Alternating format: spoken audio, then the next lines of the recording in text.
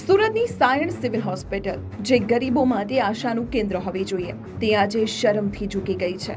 એક સગર્ભા મહિલા સાથે જે થયું તે સાંભળીને તમારું લોહી ઉકળી ઉઠશે.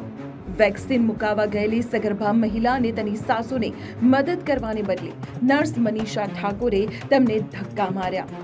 ગુનો શું? માત્ર એટલો જ કે તેઓ પરપ્રાંતીય હતા. તમે પરપ્રાંતીય છો, તમને સારવાર નહીં મળે. આવા શબ્દો સાથે નર્સે અભદ્ર વર્તન કર્યું. જ્યારે પરિવારે આ અન્યાયનો વિડીયો ઉતારવાની કોશિશ કરી ત્યારે સત્તાના નશામાં ચૂર નર્સે તેમનો મોબાઈલ પણ ઝૂંટવી લીધો. મારું મોબાઈલ તો જેમ કે અમારી સાથે ધક્કા મૂકી થયો હતો હે ને, અને રૂડ બિહેવિયર જેવો મતલબ કે અશબ્દ યુઝ કરવામાં આવ્યો હતો. તો અમે કીધું હતું કેમ એવું બોલો છો? તો પછી મમ્મીને કીધું, એ લોકો બોલવા લાગ્યા ઓકાત જોઈને અમે વાત કરશું હે ને. તો પછી મમ્મીને કીધું કે ઓકાત જોવા માટે મતલબ કે મોબાઈલ કાઢો અને વિડીયો બનાવીએ આપણે, અને ખબર પડી જાય અમને પોલીસ કેસ કરશું આપણે હે ને.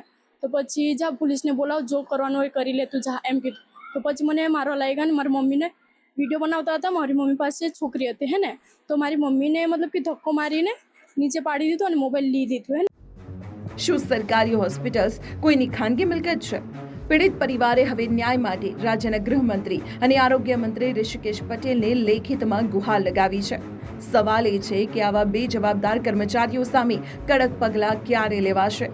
શું સામાન્ય માણસે માન સન્માન સાથે સારવાર મેળવવાનો પણ અધિકાર નથી?